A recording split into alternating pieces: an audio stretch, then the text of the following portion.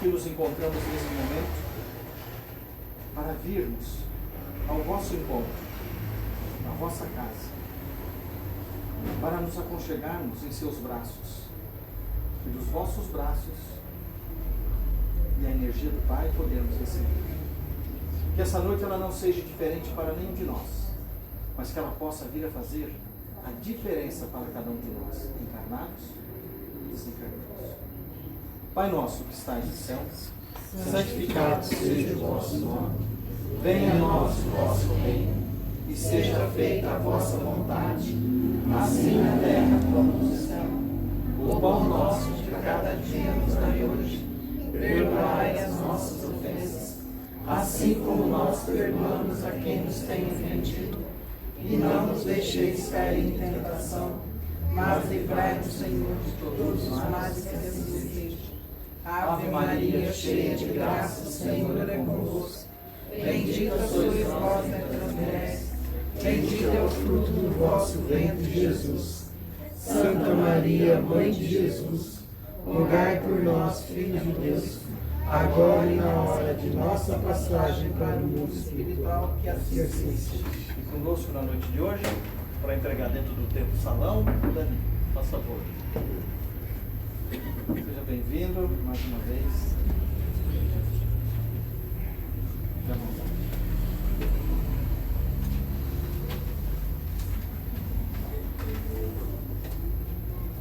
Boa noite a todos. Boa noite. Jesus possa nos acompanhar nos estudos de hoje. Sempre uma alegria poder retornar nessa casa. A última vez que a gente estava agendado aqui doente, não teve jeito, mas hoje a gente está aqui de volta, né? Para a gente fazer o estudo. O comecinho do nosso estudo vai ser baseado numa mensagem desse livro, chama Justiça Divina, pelo Emmanuel, e Psicografia do Chico Xavier. É um compilado de mensagens, juntar várias mensagens do Chico, né? O Chico psicografou através do Emmanuel. E logo a primeira delas se chama O Bom Combate. E ela vai dar abertura no que a gente gostaria de trazer hoje. Ele começa dizendo assim: voltando à pátria espiritual, depois da morte, estamos frequentemente na condição daquele filho pródigo da parábola, de retorno à casa paterna para a bênção de amor. Então a gente começa relembrando a parábola do filho pródigo, né? Todos provavelmente já ouviram, conhecem. Aquele filho que pede um adiantamento da herança do pai, sai pelo mundo, gasta tudo que tinha, tudo que recebeu. Quando fica sem nada, se vê numa situação difícil, quer voltar para a casa paterna, pensando que o pai talvez estivesse chateado, magoado com o que ele fez, né? De pedir uma herança de um pai vivo. Mas quando ele chega lá, ele é recebido de braços abertos pelo pai. O bom pai o recebe como um verdadeiro filho. E Emmanuel faz essa analogia. Ele vai dizer que quando a gente desencarna, quando o corpo físico da gente morre, a gente passa para a pátria espiritual e lá nós também somos recebidos. Ele vai dizer que, tal qual o filho pródigo, nós nos deslumbramos em ser bem recebido lá de lá. Por quê? Quando a gente desencarna, não é assim? Nós não vamos encontrar os nossos entes queridos que foram antes da gente, os nossos amigos, os mentores espirituais, né? O dito anjo da guarda que nos protegeu durante toda a vida. Imagina que delícia, né? Desencarnando e a gente reencontrando esses corações com os braços estendidos para nos receber. E o Emmanuel prossegue: a emoção do reencontro. Imagina, poder ver aquele ente que desencarnou há tanto tempo, né? Eu penso, por exemplo, no meu avô, desencarnado há mais de 30 anos. Eu era ainda menino, hoje já estou ficando velhinho, cabelo branqueando. Relembrar aquele ente que foi tão querido, tão amado.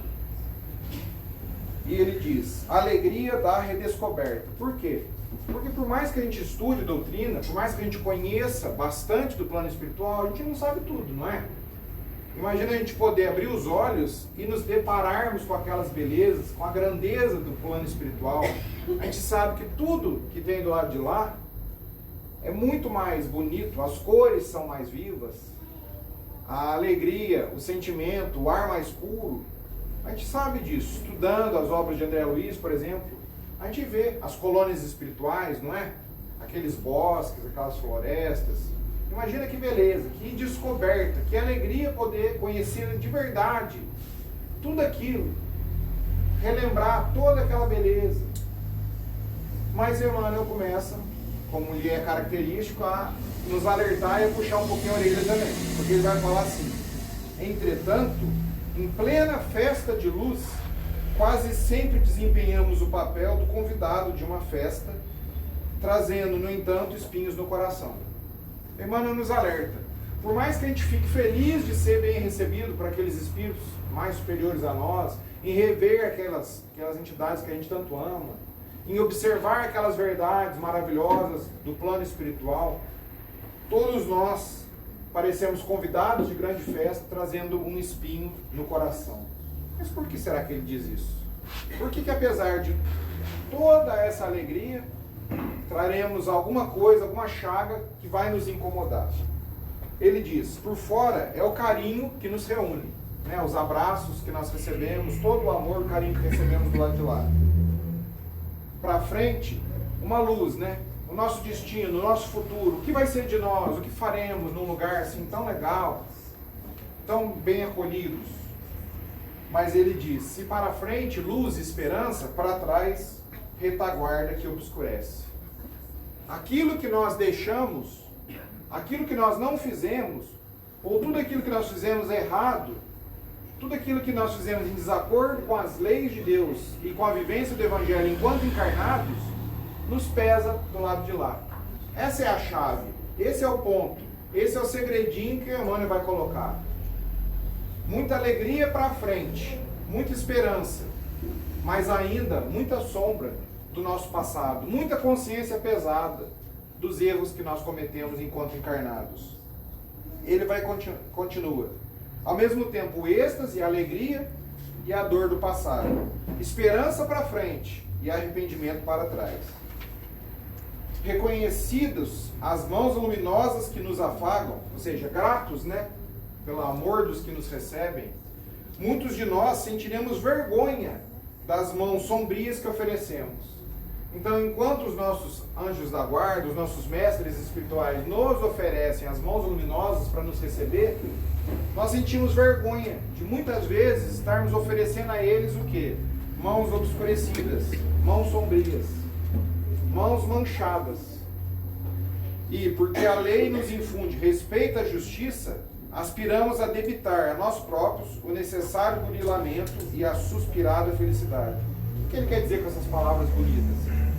Que, estando de lá e observando quanto poderíamos ter feito de bom na vida, e quanto poderíamos ter agido diferente, e errado menos, e nos dedicado mais à caridade, ao amor ao próximo, e nos dedicado mais a corrigir a nós mesmos, a domar as nossas tendências, a vencer os nossos vícios.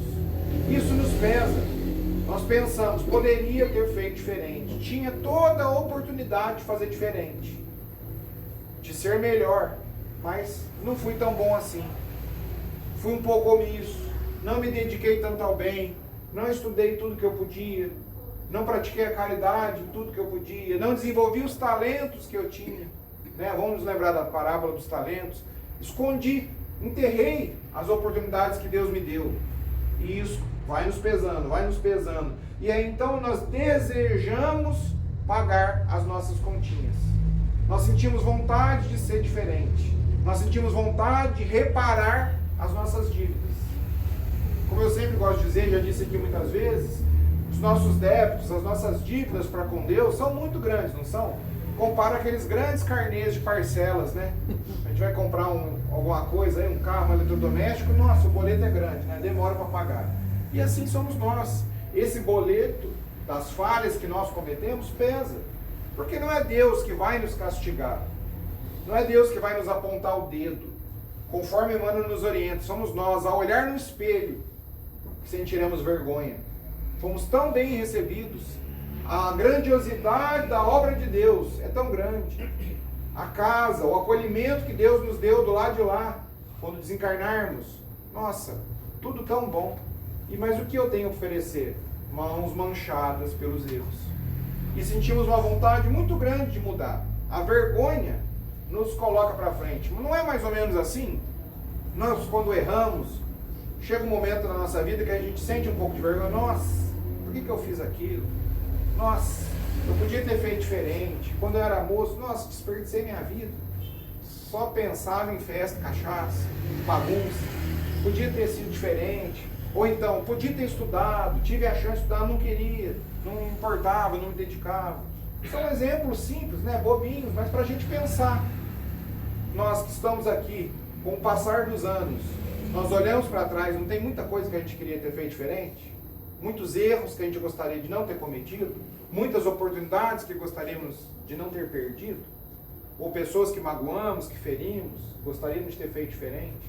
Nem sempre a gente consegue uma reconciliação fácil, nem sempre é fácil reparar os erros do passado, e a gente sente vontade de mudar. E isso vai nos levar a quê? Segundo Emmanuel, nós rogamos, olha só, rogamos, pedimos, imploramos a reencarnação. Nós imploramos uma nova oportunidade, à guisa de recomeço, buscando a tarefa que interrompemos, que deixamos para trás, que não cumprimos, queremos recomeçar. A afeição que traímos, aqueles que machucamos, queremos nos reconciliar. O dever esquecido e o compromisso menosprezado, famintos de reajuste. Então ficou claro, não ficou?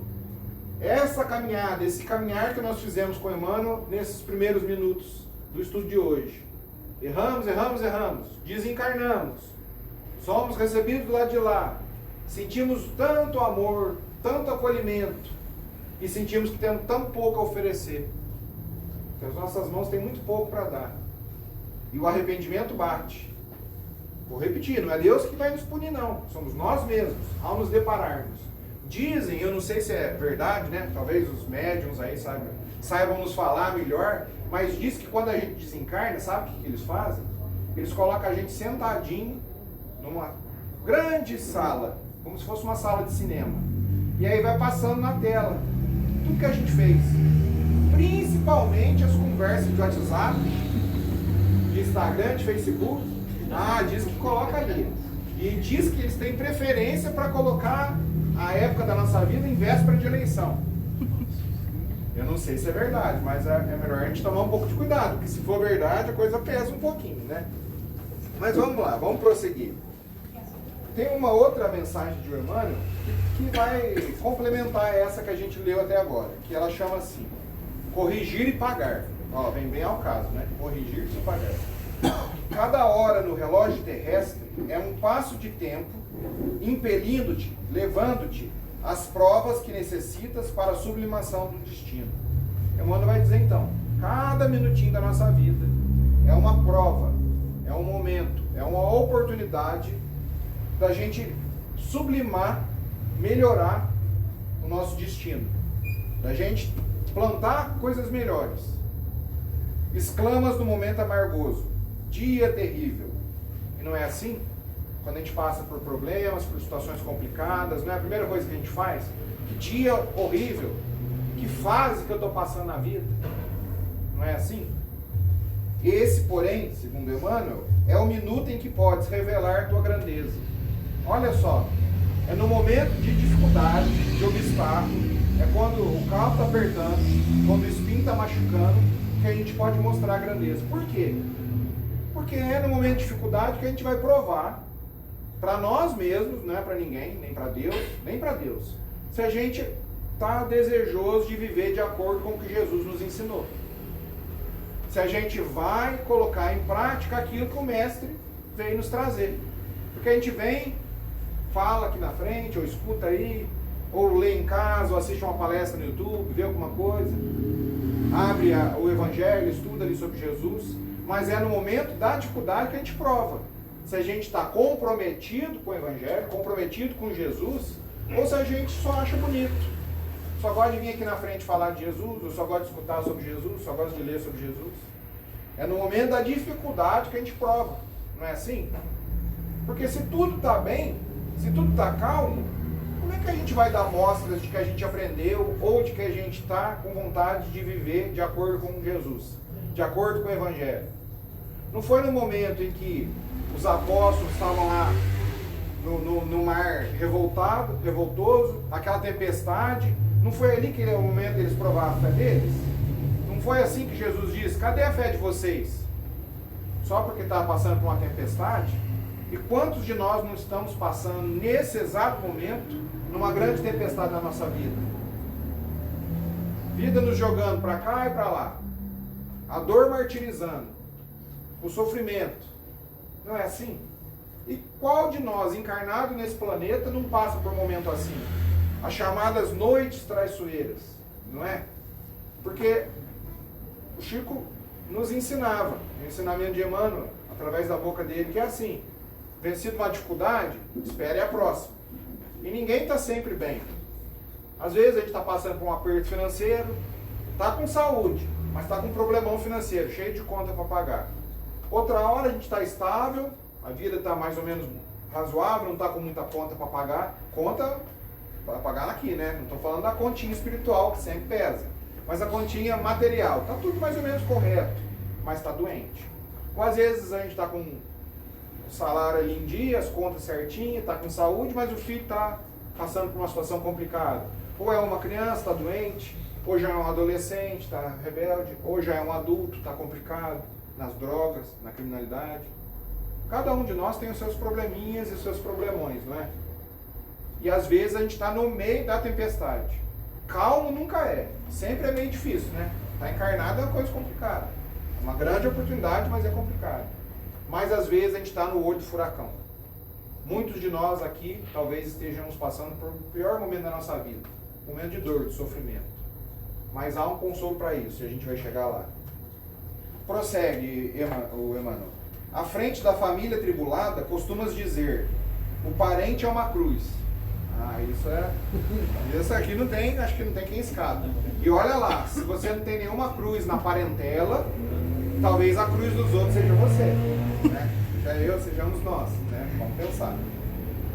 Tens, contudo, no lar, o local em que se aprimora. E é assim, gente. As dificuldades são muito grandes no lar justamente por isso. Na família que a gente passa pelas dificuldades. Por quê?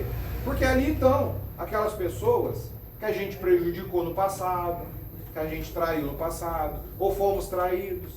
Às vezes aquele parente que a gente não se dá bem, nos machucou 100 vezes. E às vezes a gente machucou ele 101 vezes, no passado ou no presente. É assim que Deus age. Deus é muito mais sábio do que a gente pensa. As leis de Deus são muito sábias. Quando a gente começa a estudar o Espiritismo, ou às vezes a gente é só um admirador, a gente pensa assim: ah, fulano foi assassinado.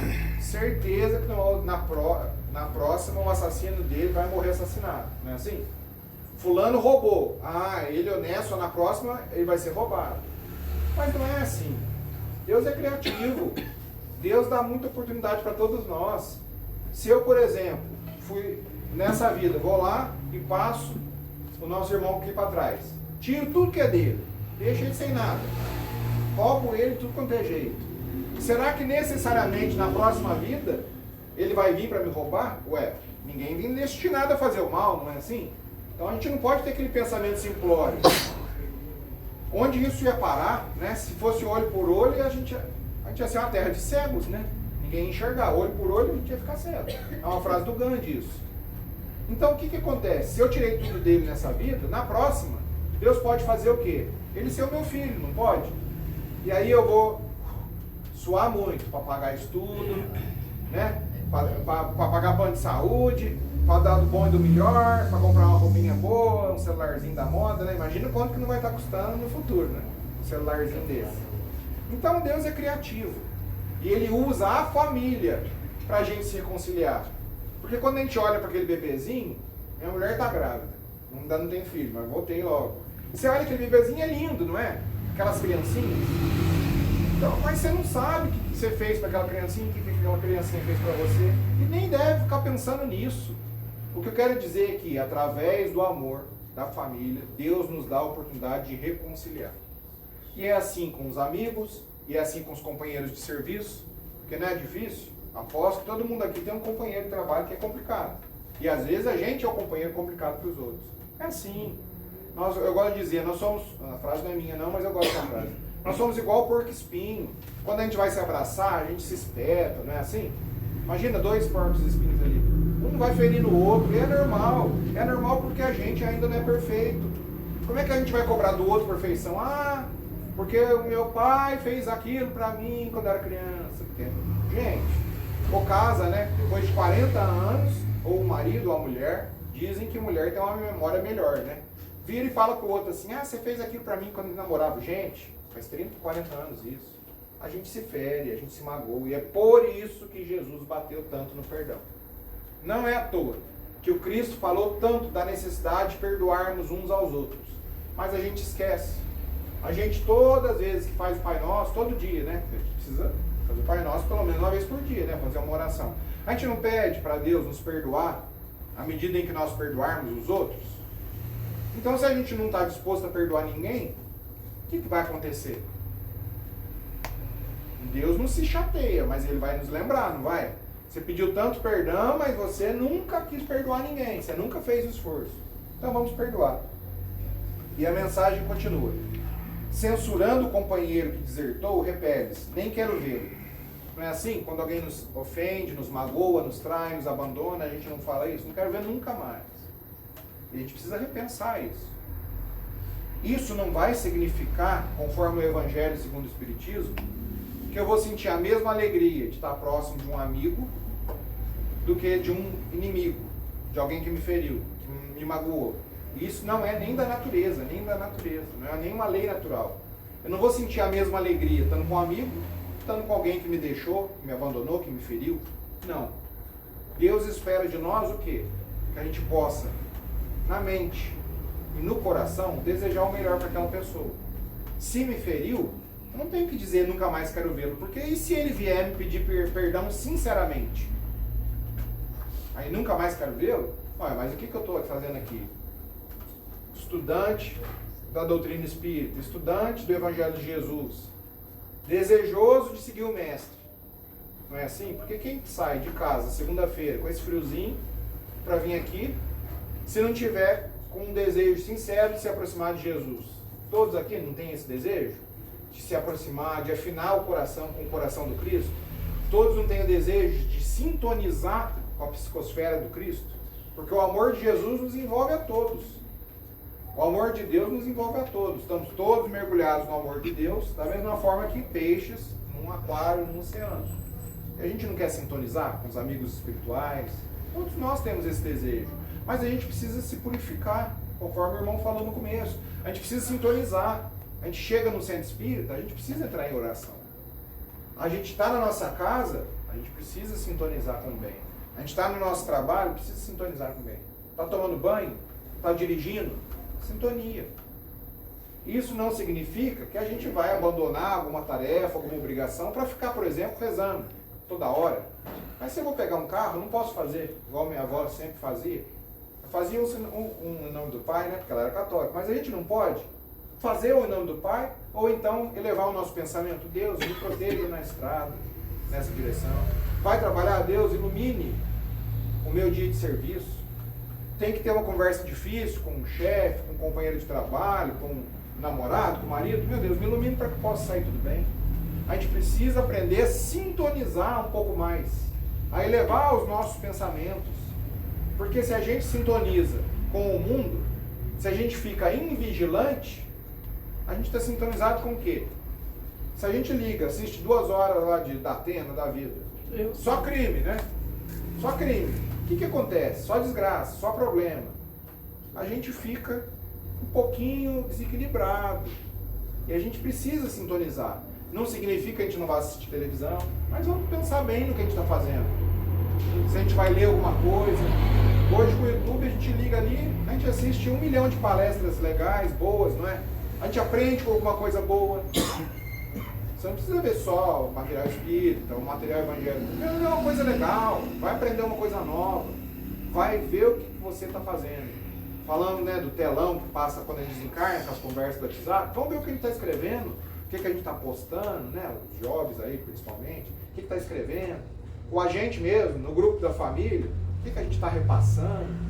É isso que a gente precisa fazer. Por isso que a mensagem chama corrigir e pagar. Corrigir por quê? Porque a gente precisa mudar. Não tem como querer ser espírita, não tem como querer ser cristão, não tem como querer ser matriculado na escola de Jesus se a gente não mudar. que cristianismo, logo consequência, espiritismo é uma mudança constante. É uma mudança diária. Por isso que Emmanuel vai dizer, minuto a minuto, porque todo tempo a gente pode mudar. A gente não vai fazer um compromisso aqui de sair por aquela porta totalmente perfeito. Vou abandonar o cigarro, vou sair ali, pronto. Nunca mais vou fumar. Pode ser que a gente consiga? Pode ser. Mas pode ser que não, pode ser que leve tempo.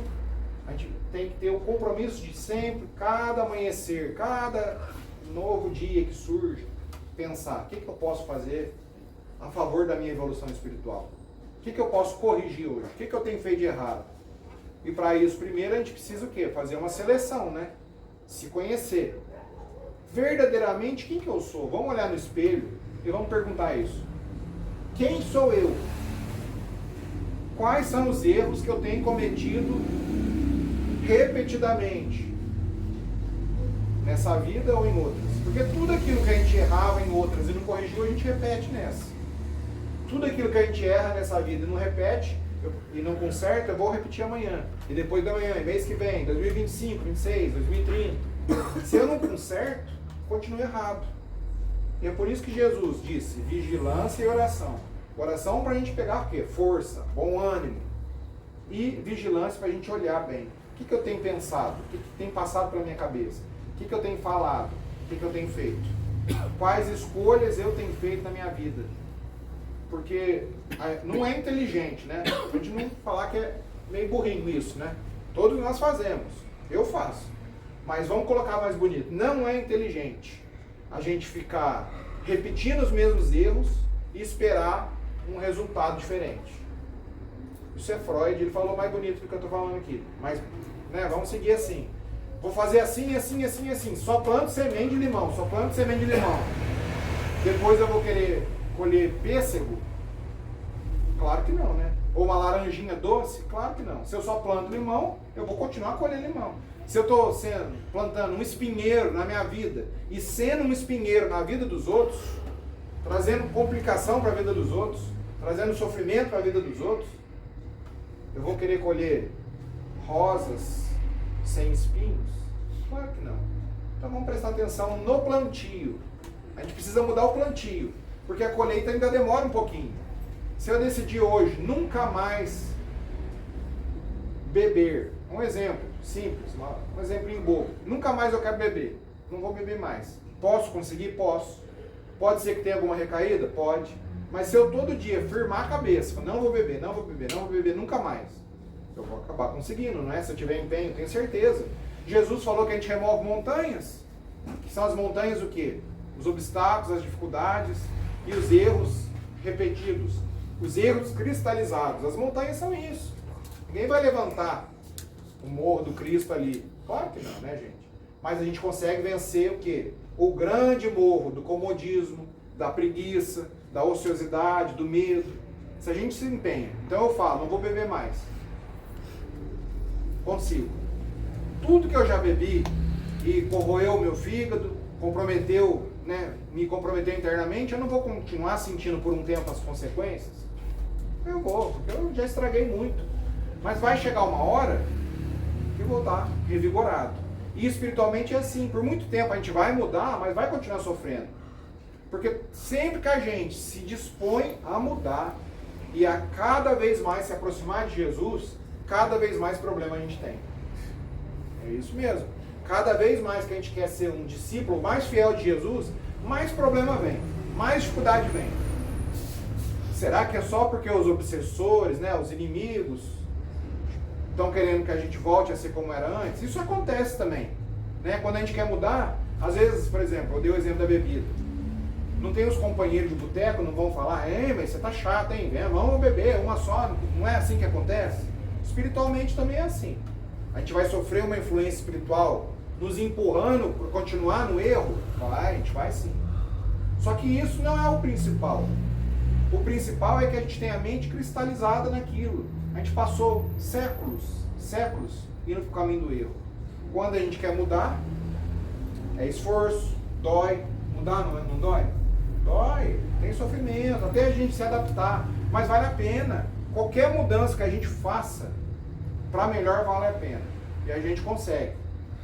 Outra coisa que acontece quando a gente quer mudar, está com dificuldade, tudo, quer ser um discípulo melhor do mestre, um espírita melhor, um cristão melhor. Por que as dificuldades se avolumam? Parece que tudo fica mais difícil. Ué, porque se eu quero ter a paciência, se eu peço a Jesus, meu mestre, me ensina, eu quero ter mais paciência. Se a gente faz a oração de São Francisco, né? Desejando ser um instrumento de paz a favor de Jesus, o que a gente precisa fazer? Passar por provas.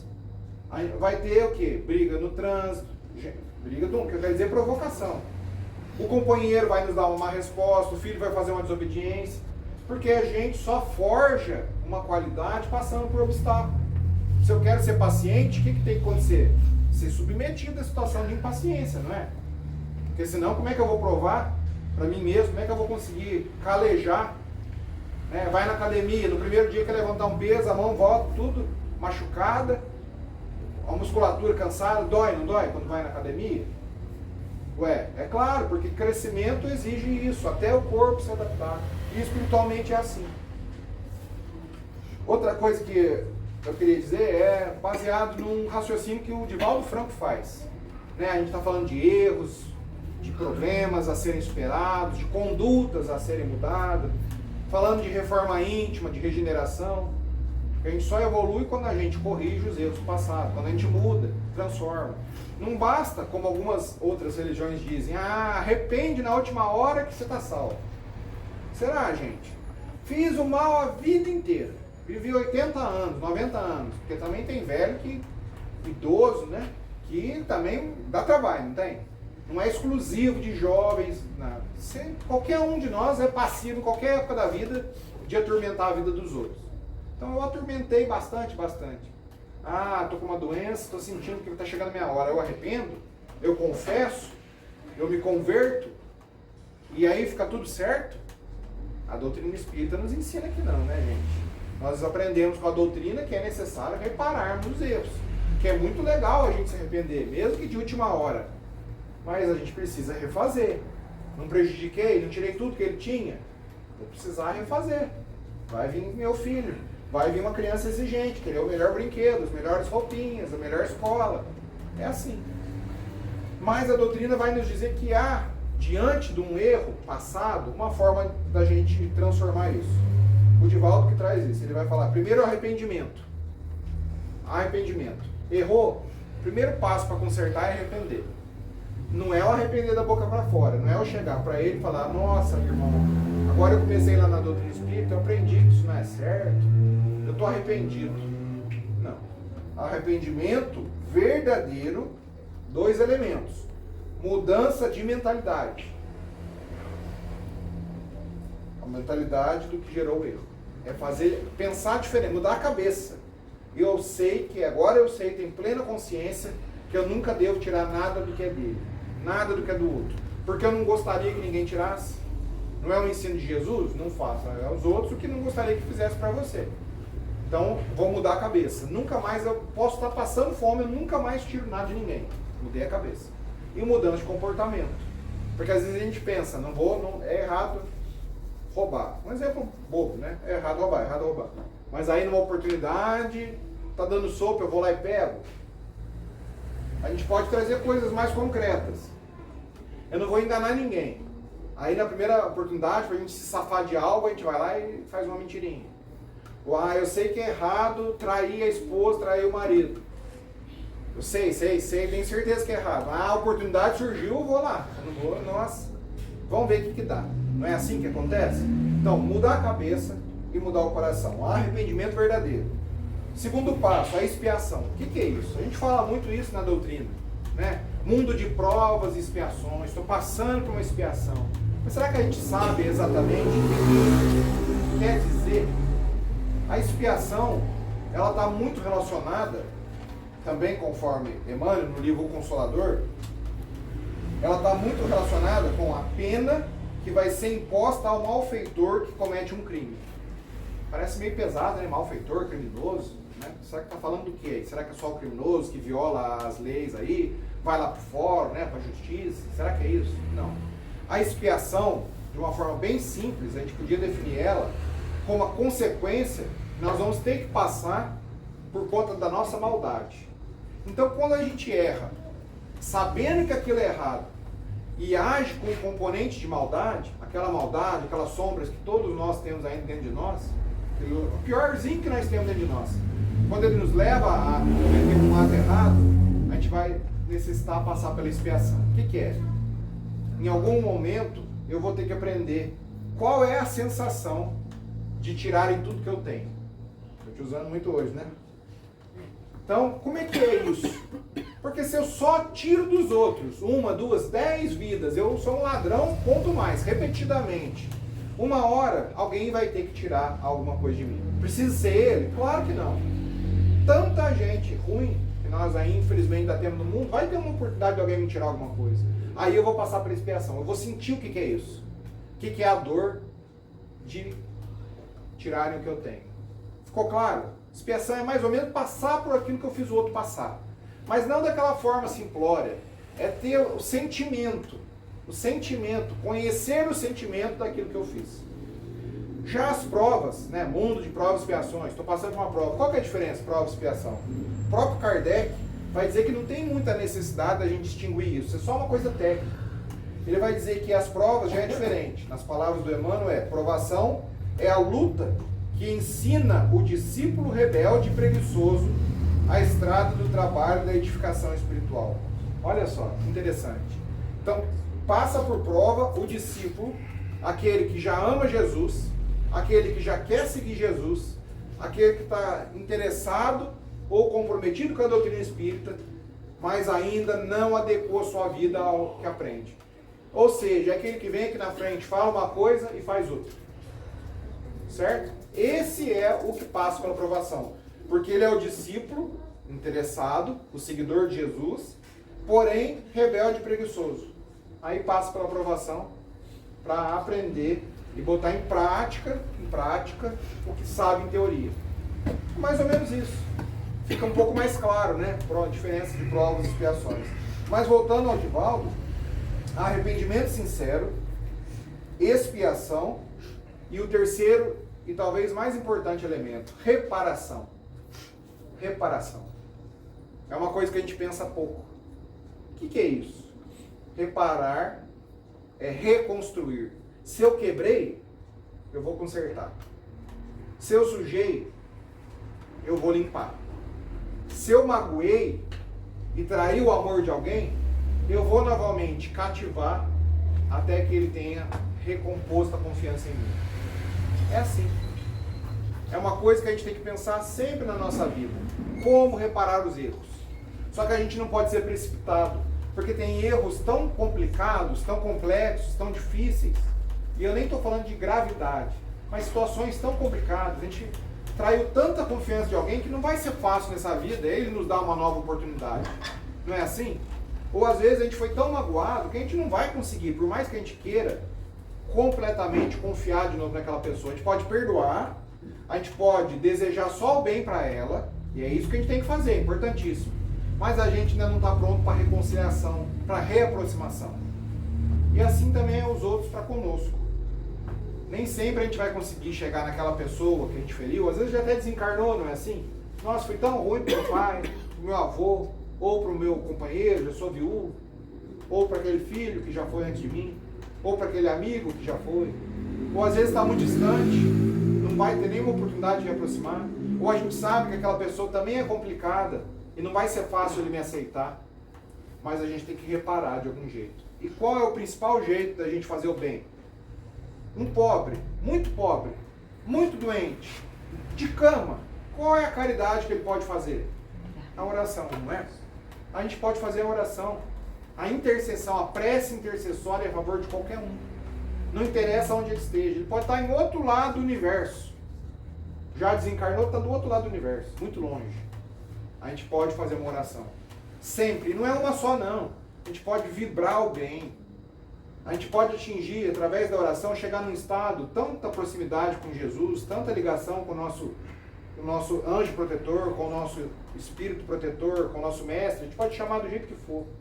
E nesse momento, quando a gente se sentir muito inspirado, a gente pode pensar, vibrar para aquela pessoa, desejar o bem para aquela pessoa.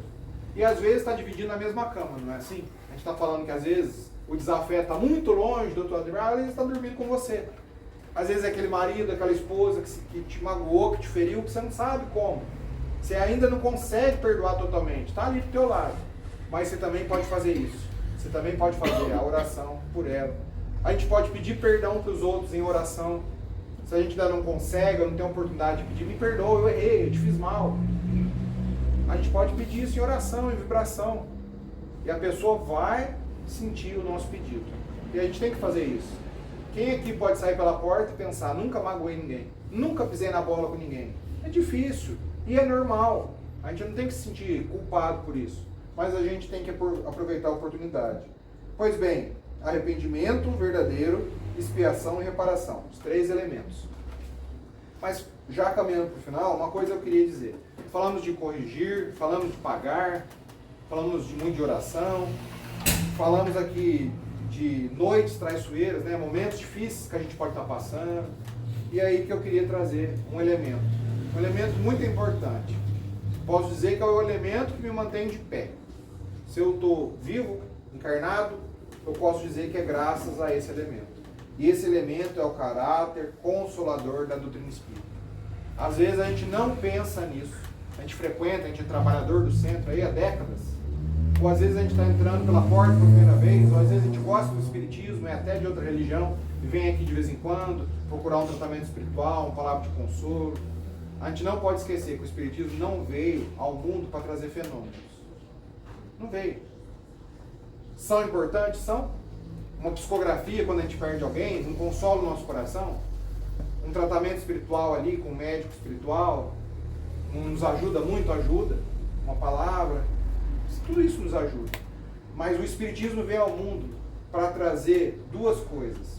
A primeira é para abrir os nossos olhos, o óculos que iria nos permitir enxergar Jesus de forma mais clara. Eu vejo assim.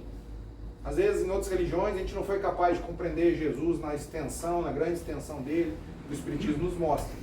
O mestre apontar o caminho e a gente levantar do chão e seguir. O mestre, indicador de caminho. Não só alguém a ser amado, a ser venerado, mas um mestre, um professor. E a gente precisa aprender com ele. Mas além de compreender melhor o Cristo, ele é o Consolador prometido. A doutrina espírita como Consolador prometido. A doutrina espírita veio para enxugar as nossas lágrimas. Ela não vai resolver os nossos problemas. Não vai. Mas ela vai enxugar nossas lágrimas. Ela vai nos mostrar por que estamos passando por aquilo. Porque eu imagino que tristeza. Eu, quando era bem pequeno, fui criado na igreja católica. Aos 6, 7 anos, depois me rebelei. Tem até tia freira, mas depois não teve jeito. Viram que não ia ter jeito, eu me rebelei. Mas eu me lembro, assim, mesmo muito pequeno, de pensar, e hoje analisando, como deve ser triste você viver sem saber o porquê. Por que eu tenho tal doença? Por que o meu filho nasceu com tal doença? Por que eu passo por essa situação, nada dá certo na minha vida? Que a doutrina nos mostra. Ela nos ensina que erros do passado, ela nos ensina provações, ela nos ensina que Deus não nos pune, ela nos consola nas nossas dores, nos nossos momentos, ela nos mostra que nós temos companheiros espirituais sempre prontos a nos auxiliar, que naqueles momentos que a gente se sente sozinho, triste, sofrendo, nós não estamos desamparados. Nos ensinar o porquê e para que do sofrimento, isso é muito grandioso. Compreender. A doutrina espírita nos mostra que qualquer sofrimento tem fim. Porque se eu estou com uma doença, pode ser que eu seja curado ou não. Mas eu sei, a doutrina nos mostra que eu vou desencarnar e vou voltar novinho em folha, não é? Do lado de lá eu vou me restabelecer. O que eu vou reencarnar num novo corpo. Ela nos mostra que o sofrimento por aqueles que foram, um filho que perdemos, um ente querido, teremos o reencontro. Porque por mais que a gente saiba, tenha plena convicção de que os nossos entes estão próximos de nós, talvez aqui assistindo, nos acompanhando, só do lado de lá, quando a gente puder dar de novo aquele abraço, que a dor vai cessar, não é? A dor da saudade. Mas ela nos consola, ela nos mostra que isso aqui é um rapidinho passa, rapidinho estaremos juntos. Ela nos mostra que qualquer dor tem seu fim. A doutrina espírita é a luz no fim do túnel. É a mão que nos puxa quando a gente está no fundo do poço. E mesmo que a gente não tenha necessidade nenhuma da gente se converter, não. A gente pode continuar na religião que a gente está. Ninguém aqui vai dizer, vem para cá, fica aqui com a gente, vira espírita. Não, não. Se você é um simpatizante, estude a doutrina. Compreenda a doutrina cada vez mais. E aplique aquilo que aprendeu na doutrina espírita na sua vida. E nós, já os velhinhos, né? Falei que eu era pequeno, já tem mais de 35 anos que eu estou... Muito mais, uns 37 que eu estou aí na doutrina espírita. Somos eternos aprendizes. Herculano, agora estou falando para os trabalhadores da casa e para mim mesmo. Herculano Pires nos ensinava que não existe ninguém mestre em doutrina espírita. Todos nós somos aprendizes. Na doutrina espírita, todos nós somos aprendizes. Quem fala aqui, o médium, o trabalhador, mesmo aqueles grandes, Divaldo, Chico Xavier dizia, falavam para ele, você deve ter vindo de um lugar tão iluminado do plano espiritual antes de se reencarnar, né? Ele falou, não, todos que aqui estamos somos procedentes do umbral. Chico Xavier dizia, hein? Que ele não tinha vindo de esferas superiores, não, mas do umbral. E assim a gente caminha. A ideia é um passo depois do outro e a gente caminha com Jesus. E que Jesus ilumine a caminhada de todos nós. Boa noite, obrigado, irmão. Boa noite, obrigado. Danilo, obrigado pelas suas palavras. Nossa, hoje eu aprendi que eu ainda tenho que estudar muito, viu? Todos nós. Estou numa mercenária, estou aprendendo lá ainda. Obrigada pelas suas palavras. Que Deus te acompanhe no retorno da sua casa. Ô, gente, então é com essas palavras do Danilo, a gente pode pôr cabecinha no travesseiro, cada um de nós, né? E pensar um pouquinho, né? Eu tenho certeza que eu ainda preciso estudar muito. Pouco que eu aprendi ainda está longe do que eu preciso saber. Obrigado por essa reflexão para mim, viu, Danilo? Foi de grande valia. Muito obrigada. Gente, agora nós vamos dar início à segunda etapa da casa, aos trabalhos, aos passes. E a gente vai encerrar esta parte com a oração de Maria. Como o Danilo diz, a nossa cruz é pesada, mas nós temos o filho dela para segurar na mão. Ele nos ampara em todos os nossos momentos. E a gente, como sempre grita, mãe, tô aqui, me ajuda, me dá e estenda a sua mão. E ela, com certeza, ela acolhe os nossos pedidos e as nossas orações. Então, com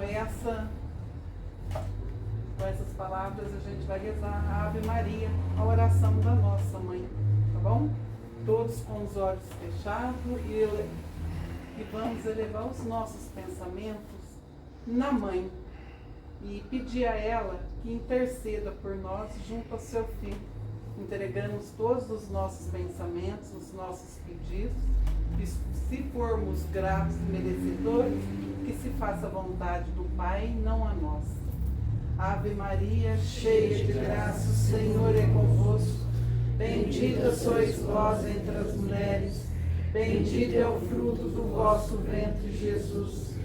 Santa Maria, Mãe de Jesus, rogai por nós, pecadores, agora e na hora de nossa passagem para o mundo espiritual. E assim seja.